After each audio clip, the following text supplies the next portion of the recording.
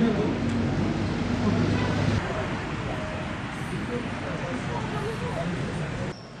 sağlık. Allah kolaylık versin. Değerli basın mensupları, bugün daha önce 16-19 Ağustos tarihleri arasında uyguladığımız Aşını Ol kampanyası çerçevesinde aşılarını olarak topluma örnek oluşturan 17-44 yaş arasındaki vatandaşlarımız arasında yapılan kura çekimi sonucunda Valiliğimiz, Malatya Büyükşehir Belediye'miz ve Sağlık Müdürlüğümüz işbirliğinde gerçekleştirilen kampanya kapsamında hayırseverlerin desteğiyle alınan hediyelerden bazılarını takdim etmek üzere bir araya geldik.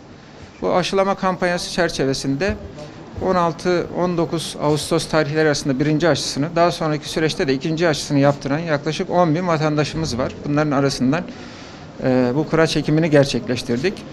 Bu süreçte 15 bin kişiye aşı uygulandı birinci aşı olarak. Ama diğer geri kalan 5 bin kişi henüz daha ikinci aşılarını yaptırmadılar. Bu noktada önemli bir duyuruda bulunmak istiyorum. Malatya'da yaklaşık 30 bin kişi bugüne kadar birinci aşısını yaptırdı, ancak birinci aşısını yaptırdıktan sonra yaklaşık 40 gün geçmesine rağmen henüz ikinci aşısını yaptırmayan 30 bin kişi var. Bu 30 bin kişiye de çağrıda bulunmak istiyorum. Aşının etkili olması için ikinci aşıların mutlaka yaptırılması gerekiyor. Birinci aşının koruyuculuğu az. O nedenle vatandaşlarımızın ikinci aşılarını bir an önce yaptırmaları gerekiyor. Hastalıktan korunmak için. Sizlerin de bildiği gibi koronavirüs salgınından korunmanın şu anda yegane yolu aşılama yaptırma. Bu aşılarımızı bir an önce yaptırırsak, iki doz olarak, en az 2 doz olarak aşılarımızı bir an önce yaptırırsak hastaneye düşmekten ve yoğun bakıma düşmekten korunuyoruz.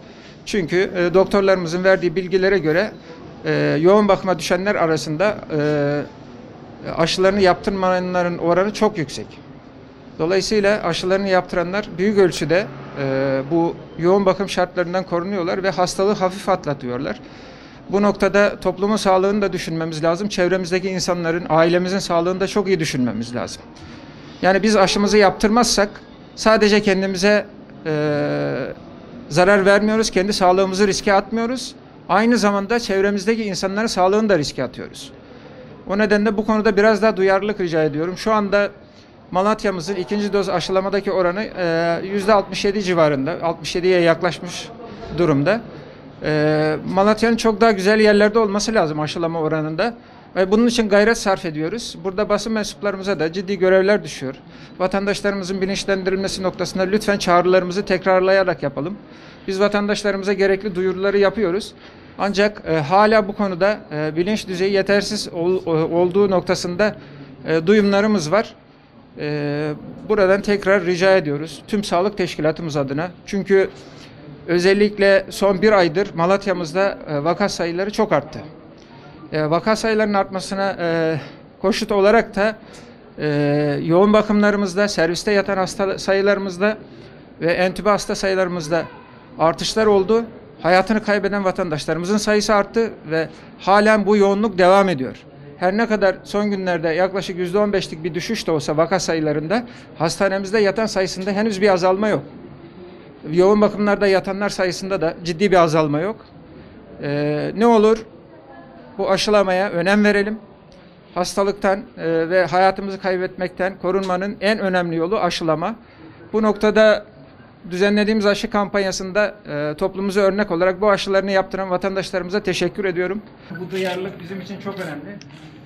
Çünkü bu hastalıktan korunmanın en etkili yolu aşı olduğunu tekrar belirtiyoruz.